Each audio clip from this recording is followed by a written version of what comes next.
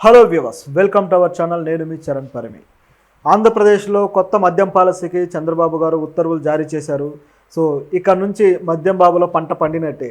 ఎందుకంటే ఈ మద్యానికి సంబంధించి గతం నుంచి కూడా గత ప్రభుత్వం ఎలా దాన్ని డ్యామేజ్ చేసుకుంటూ వచ్చింది. సొంత మద్యం విధానం ఒకటి తీసుకొచ్చి ఈ మద్యం బాబులకి ప్రాణాలతో చెలగాటమాడింది. అలాగే రాష్ట్రానికి ఆదాయాన్ని పెంచుకోవాలనే కోణంలో మద్యం ఇష్టం వచ్చిన బ్రాండ్లు తీసుకొచ్చి నానా రభస చేసిన పరిస్థితి మనం చూసాం. సో ఇప్పుడు మాత్రం మద్యం బ్రాండ్లకు సంబంధించి మళ్ళీ కొత్తగా ఒక పాలసీ తీసుకొని వస్తున్నారు. సో దానికి సంబంధించి గమనిస్తే గత ప్రభుత్వంలో జగన్ ఏం చేశారంటే ఈ ఉన్న మెయిన్ బ్రాండ్స్ ఏవైతే ఉన్నాయో అవన్నీ కూడా మొత్తం వాటిని తీసేసి వాటిని బ్యాన్ చేసి ఇంటర్నేషనల్ బ్రాండ్స్ కావచ్చు, జాతీయ స్థాయి బ్రాండ్స్ కావచ్చు, వీటన్నిటిని తీసేసి లోకల్ బ్రాండ్స్కి ఆయన ఉత్తర్వులు ఇవ్వడము, లోకల్ కంపెనీలకి ఆయన అథారిటీ ఇచ్చేయడంతో ఇష్టానుసారంగా కంపెనీలన్నీ వచ్చేసాయి అన్నమాట. ఆ విధంగా ఏవి పడితే అవి బ్రాండ్స్గా అన్ని రకాల ఒకటే కాదు, అన్ని వైన్లు కానీ బ్రాందీలు కానీ అన్ని బీర్లు కానీ ప్రతిదీ కూడా ఏది పడితే అది తీసుకొని వచ్చేసి చీప్ క్వాలిటీ తీసుకొచ్చి మద్యం బాబులతో చెలగాటమాడారు. మద్యాన్ని పూర్తిగా రద్దు చేస్తామనే స్థాయి నుంచి ఒక పిచ్చి మద్యాన్ని తీసుకొని వచ్చేసి వాళ్ళ ప్రాణాలతో చెలగాటమాడే ప్రయత్నం, వాళ్ళ ఆరోగ్యంతో చెలగాటమాడే ప్రయత్నం చేశారు. అయితే ఈ విషయం మీద మద్యం బాబులు చాలా అసంతృప్తితో ఉండటము, నిజానికి గత ప్రభుత్వంలో ఈ గవర్నమెంట్ మీద పూర్తి స్థాయి అసంతృప్తి కలిగిన వాళ్ళలో వీళ్ళు కూడా ఒకళ్ళు. సో ఈసారి జగన్ ఓడిపోవడానికి కారణం కూడా వీళ్ళ ఓట్లు కూడా కొంత భాగమే అని చెప్పేసి అందరికీ తెలిసిందే. సో ఇలాంటి తరుణంలో ఆయన తీసుకొచ్చిన బ్రాండ్లు కూడా ఎలాంటివి తెచ్చారంటే అసలు అది ఎంత ఆశ్చర్యకరం అంటే, స్పెషల్ స్టేటస్ కోసం పోరాడాలి, స్పెషల్ స్టేటస్ని అడగండి కేంద్ర ప్రభుత్వాన్ని అని ప్రతిపక్షాలు అడుగుతూ ఉంటే సడన్గా ఆ తెల్లారి స్పెషల్ స్టేటస్ అనే పేరుతోటి ఒక మద్యం బ్రాండ్ వచ్చి ఉంటుంది.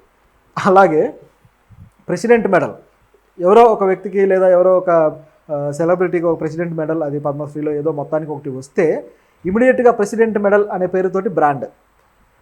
ఇంకా గత వారం క్రితం అయితే ఇంకా పవర్ స్టార్ అని చెప్పేసి ఒక కొత్త బ్రాండే వచ్చేసింది ఏపీలో. అంటే ఎప్పుడైతే పవర్ స్టార్ డిప్యూటీ సీఎంగా బాధ్యతలు తీసుకున్నారో వెంటనే 2 రోజుల్లో పవర్ స్టార్ అనే బ్రాండ్ వచ్చేసింది. ఈ విధంగా ఇష్టానుసారంగా పనికిమాలిన బ్రాండ్స్ అన్నీ తీసుకొచ్చి అటువైపు మనం రాష్ట్ర హక్కులు అభివృద్ధి గురించి మాట్లాడుతూ ఉంటే ఇవి లేకపోగా వీటికి సంబంధించిన పేర్లతోటి బ్రాండ్లు రావడం అంటే ఎంత అవమానకరమైన పని, అది ఒక ఇన్సల్టింగ్ లాగా కనపడింది అనమాట. ఇప్పుడు ఆ బ్రాండ్లన్నింటినీ బ్యాన్ చేయబోతున్నారు. ఇక్కడ ఆ బ్రాండ్లు కనపడకపోవచ్చు. సో ఇప్పుడు అవి పోయి మళ్ళీ కొత్తగా ఏ బ్రాండ్స్ అయితే బ్యాన్ చేసి ఉన్నారో గతంలో, ఈ అంతర్జాతీయ బ్రాండ్స్ కావచ్చు, అలాగే జాతీయ స్థాయి బ్రాండ్స్ కావచ్చు, దేశీయ కంపెనీలు, ఇవన్నీ మళ్ళీ వచ్చే అవకాశం ఉంది. అయితే ఇన్ని రోజులు మరి ఎట్లా జరిగింది ఈ ఆంధ్రప్రదేశ్లో ఈ మద్యానికి సంబంధించి పాలసీ అంటే, ఈ బ్రాండ్స్ ఎలాగో నడుస్తూనే ఉన్నాయి. ఈ బ్రాండ్స్, ఈ ఫేక్ బ్రాండ్స్ ఏవైతే ఉన్నాయో ఇవన్నీ కూడా ఒకవైపు వెళ్తూ ఉండగా ఇది కాక సపరేట్గా ఒక స్మగ్లింగ్ మాఫియా కూడా దీనివల్ల డెవలప్ అయిన పరిస్థితి కనిపిస్తుంది. ఈ స్మగ్లింగ్ మాఫియాను కూడా ఇప్పుడు అరికట్టే అవకాశం దీనివల్ల ఏర్పడుతుంది అనమాట.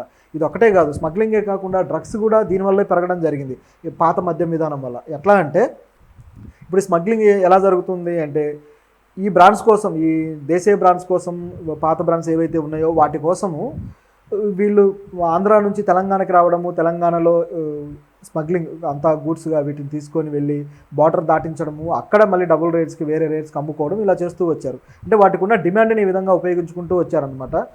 ఈ నాగార్జున సాగర్ దగ్గర ఏదైతే చెక్ పోస్ట్ ఉంటుందో అక్కడ ప్రతి బస్సులోనూ చెక్ చేయడము, ప్రతి వెహికల్ని చెక్ చేయడము గంటల తరబడి, ఈ విధంగా ప్రాసెస్ అవుతూ అనేక బస్సుల్లో దొరికాయి కూడా ఈ స్మగ్లింగ్ చేస్తున్న ఈ బ్రాండ్స్ కావచ్చు ఇవన్నీ కూడా. అలాగే ఈ విజయవాడ హైవేలో కూడా అనేకం దొరికాయి సూర్యాపేట ఈ బార్డర్ తర్వాత. సో ఇట్లా జరుగుతూ వచ్చిన పరిస్థితిలో ఇక ఈ స్మగ్లింగ్ మాఫియా ఒకటి తయారైపోయింది ఆల్టర్నేట్గా. ఇది ఒకటి కంటిన్యూ అవుతున్న టైంలో మరొకటి ఏం జరిగిందంటే, ఈ మద్యం ఏదైతే తీసుకున్న మద్యం ఉందో, ఈ కొత్తగా వచ్చిన ఈ పిచ్చి మద్యం ఏదైతే ఉందో, ఇది తీసుకోవటం వల్ల యువత బాగా మెంటల్గా, సైకలాజికల్గా కాస్త ఇబ్బందులు పడ్డము, అవి వాటి డోస్ సరిపోక వాళ్ళు ఇంకా డోస్ కావాలని చెప్పేసి వీళ్ళు డ్రగ్స్ వైపు మళ్ళడం జరుగుతూ వచ్చింది. ఏపీలో డ్రగ్స్, ఈ గంజాయి కానీ ఈ వినియోగం పెరగడానికి ఇది కూడా ఒక విధమైన కారణమైంది. సో ఆ విధంగా యువత జీవితాలను నిర్వీర్యం చేయడానికి ఈ పనికిమాలిన మద్యం అనేది చాలా కీలక పాత్ర పోషించిన పరిస్థితి ఉందన్నమాట. ఇప్పుడు ఆ మద్యాన్ని రద్దు చేయడం వల్ల, అయితే ప్రభుత్వం చెప్పిన రీజన్లు కూడా మరీ హాస్యాస్పదంగా, ఏమాత్రం నిజాయితీ లేకుండా ఉన్నాయి, ఇలాంటి మద్యం తేవడం వల్ల వీళ్ళు తగ్గిస్తారు, లేదా మద్యం రేట్లు పెంచడం వల్ల తాగడం తగ్గిస్తారు అని చెప్పి. వ్యసనాలకు అలా ఉండదు. ఏవైనా అవసరాలు అయితే అవసరాలు తగ్గించుకుంటారు, లగ్జరీస్ అయితే లగ్జరీస్ తగ్గించుకుంటారు.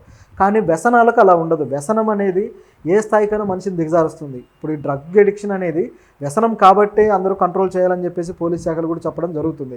ఒకవేళ ఆ వ్యసనాన్ని కంట్రోల్ చేయకపోతే ఏమవుతుంది, దానివల్ల మానసికంగా వేరే అనేక రుగ్మతలు వచ్చి, అలాగే శారీరకంగా అనేక రుగ్మతలు వచ్చి వీళ్ళు కొంతమంది క్రిమినల్స్గా మారే పరిస్థితి ఉంది, కొంతమంది తమను తామే హరించుకునే పరిస్థితి ఉంది. ఇట్లా రకరకాలుగా ఉన్నాయి. ఒక అలజడి సమాజంలో క్రియేట్ అయ్యే పరిస్థితి ఉంటుందన్నమాట. దీనికి ఉన్న పరిస్థితి. దీన్ని రేటు పెంచితే వీళ్ళకి విఘ్నత వచ్చేసి, జ్ఞానం వచ్చేసి తగ్గిస్తారు అనుకోవడం మూర్ఖత్వం. ఈ రీజనే కేవలం వాళ్ళ సొంత బ్రాండ్స్ తీసుకొని రావడం కోసం, లేదా ఆదాయాన్ని పెంచుకోవడం కోసం చేసిన ఒక చీప్ బిజినెస్ ట్రిక్ అనమాట. ఇప్పుడు ఆ ట్రిక్ కొంతవరకు వాళ్ళకి పారింది, ఉన్నన్ని రోజులు గడుపుకున్నారు. అది కూడా వాళ్ళకి సంబంధించిన వ్యక్తులే ఇన్నర్గా అందులో ఆ సంస్థల్లో పెట్టుబడి పెట్టేలాగా చేసి, ఆ మద్యం బ్రాండ్స్ సంస్థల్లో పెట్టి వాటి నుంచి లాభాలు దండుకోవడం కోసం ఈ ప్లాన్ అంతా చేశారనేది అందరికీ తెలిసిందే. ఎందుకంటే ఒక సంస్థ నుంచి ఒక బ్రాండ్ వస్తుంది అంటే కొత్తగా ఒక సంస్థని ఏర్పాటు చేసి దాంట్లో భాగస్తులుగా లేదా దాంట్లో పార్ట్నర్స్గా ఈ గవర్నమెంట్కి సంబంధించిన వ్యక్తులనే, వాళ్ళ కుటుంబీకులను, వాళ్ళ వ్యక్తులను పెట్టుబడి పెట్టించి ఆ విధంగా డబ్బులు దండుకునే ప్రోగ్రామ్ చేశారనమాట వీళ్ళు. సో మొత్తానికి అది అట్టర్ ఫ్లాప్ అయింది.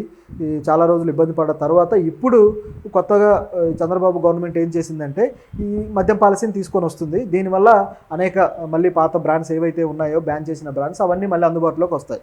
అయితే దీనివల్ల ఇదేమన్నా మంచి ప్రోగ్రామా, మంచి జరుగుతుందంటే మంచేమీ జరగదు. కాకపోతే దుష్ప్రభావాలు అనేవి కొంత తగ్గే అవకాశం ఉంది. ఏవైతే ఈ డ్రగ్ అడిక్షన్ వైపు వెళ్ళేది కానీ, అలాగే ఈ స్మగ్లింగ్ కానీ, ఇవన్నీ ఈ దుష్ప్రభావాలు తగ్గే అవకాశం అయితే లేకపోలేదు. కాకపోతే ఇంకా కొద్దిగా ఈ మద్యాన్ని అలవాటుని తగ్గించే ప్రోగ్రాం ఏదో ఒకటి చేస్తూ ఉండాలి గవర్నమెంట్. ఎందుకంటే ప్రభుత్వానికి మేజర్ ఆదాయం మద్యం నుంచి రావడం వల్ల ఈ మద్యాన్ని కంట్రోల్ చేయలేని పరిస్థితి ఏర్పడింది అనమాట. ప్రభుత్వం కంట్రోల్ చేస్తే ఇక వాళ్ళ ఖజానాకి గండి పడుతుందన్నమాట. సో ప్రజలకేమో మేము కంట్రోల్ చేస్తామని చెప్తారు, లేదా నిషేధిస్తామని చెప్తారు, కానీ వీళ్ళు చేస్తూనే ఉంటారనమాట. ఇది ఎలా దీన్ని ఈ పరిస్థితిని ఎలా దీన్ని రూపుమాపాలి, ఎలా మేనేజ్ చేయాలనే ఒక ప్రణాళిక అనేది ప్రభుత్వం దగ్గర లేదు, ప్రజల దగ్గర లేదు. దీనికి ప్రణాళికలు కొత్తగా రచించాల్సిన అవసరం ఉంది. అంటే ప్రజలకి ఇబ్బంది కలిగించకుండా మద్యం పాలసీని ఏ విధంగా నడిపించాలి, ప్రజలు కొద్దిగా దాన్ని వదిలేసే పద్ధతి ఏ విధంగా చేయాలనేది ఒకటైతే, ఆదాయానికి గండి పడకుండా వివిధ వేరే రకమైన ఆదాయ మార్గాలు ఎలా క్రియేట్ చేసుకోవాలి. ఇప్పుడు ఆల్టర్నేటివ్గా క్రియేట్ చేసుకుంటేనే అది ప్రభుత్వ ఖజానాకి ఇబ్బంది లేకుండా సర్వైవ్ అవ్వగలుగుతుంది. అలా చేయనప్పుడే లేనిపోని సమస్యలు, ఇలా అప్పులు పెరగడాలు, మళ్ళీ ప్రజల మీద ఆ భారం పడడాలు, మళ్ళీ వీళ్ళు పన్నులు కట్టడాలు, ఇదంతా అవుతుంది. ఇప్పుడు గత ప్రభుత్వంలో కూడా అదే చూసాం కదా. అప్పులు బాగా పెరిగిపోయి ప్రజల మీద ఆ పన్నుల భారం ఎక్కువైపోయి, మళ్ళీ ధరలు పెరిగిపోయి, ద్రవ్యోల్బణం క్రియేట్ అయిపోయి, ఇదంతా కూడా అది ఒక చైన్ సిస్టమ్ అనమాట. సో ఈ చైన్ సిస్టమ్ ఒకదాన్ని కంట్రోల్ చేస్తే అవన్నీ మిగతా వాటికి చుట్టుకుంటాయి. లైక్ ఒక దీన్ని ఏమంటారంటే రిపిల్ ఎఫెక్ట్ ఆర్ ఒక స్నోబాల్ ఎఫెక్ట్ అంటాం. అంటే చిన్నగా మొదలయ్యి కొద్దిగా వెళ్ళే కొద్దీ చాలా పెద్ద ప్రాబ్లంగా తయారైపోయే పరిస్థితి ఉంటుంది అన్నమాట. సో ఇలాంటి స్నోబాల్ ఎఫెక్ట్ దీంట్లో క్రియేట్ అయ్యే అవకాశం ఉంది. సో అలా కాకుండా ఒక మంచి స్టెప్ తీసుకుంటే బాగుంటుంది. కొత్త ప్రణాళిక రూపొందించాలి. తగ్గించడం కోసం, మద్యం వినియోగాన్ని తగ్గించడానికి కొత్త ప్రణాళిక రూపొందించాలి. అలాగే ఆదాయానికి గండి పడకుండా మరో ప్రణాళిక కూడా రూపొందించాల్సిన అవసరం అయితే ఉంది. సో ప్రభుత్వం ఏం చేస్తుందో చూద్దాం. దీంతోపాటు మద్యం స్మగ్లింగ్ని కూడా ఏ విధంగా కంట్రోల్ చేస్తారో చూడాల్సిన అవసరం ఉంది. ఎందుకంటే తెలంగాణ నుంచే కాకుండా మిగతా రాష్ట్రాలు, ఇప్పుడు అటువైపు కర్ణాటక నుంచి, అలాగే ఇటు గోవా నుంచి, తర్వాత పాండిచ్చేరి నుంచి, ఈ యానాం నుంచి, ఇట్లా అనేక ప్రాంతాల నుంచి మద్యం స్మగ్లింగ్ జరుగుతూ వస్తుందన్నమాట ఈ విధానం వల్ల. సో దీన్ని కూడా కంట్రోల్ చేయాల్సిన అవసరం ఉంది. ఎందుకంటే ఇది చేయకపోతే ఆ ఆదాయం అనేది అటువైపు వెళ్ళిపోతుంది. ఇక్కడ క్రిమినల్ గ్యాంగ్స్ ఎక్కువైపోయే అవకాశం ఉంది, స్మగ్లింగ్ గ్యాంగ్స్. సో దీన్ని కంట్రోల్ చేస్తేనే మద్యం విధానం అనేది కరెక్ట్గా అమలైనట్టు, మద్యం విధానం న్యాయం జరిగినట్టు. కంట్రోల్ చేయలేకపోతే మాత్రం మళ్ళీ ఇదే నష్టం జరగక తప్పదు. సో దీనికోసం ఏ ప్రణాళికతోటి ప్రభుత్వం ముందుకు వస్తుందో చూడాలి. ఈ మద్యాన్ని కంట్రోల్ చేయడానికి ఈ శాఖలు ఏవైతే ఉన్నాయో, ఈ ఎక్సైజ్ శాఖ కావచ్చు, ఈ శాఖలు ఏవైతే ఉన్నాయో, ఇవి ఈ ప్రణాళికల్లో భాగం కాబోతున్నాయి. సార్ చూద్దాం.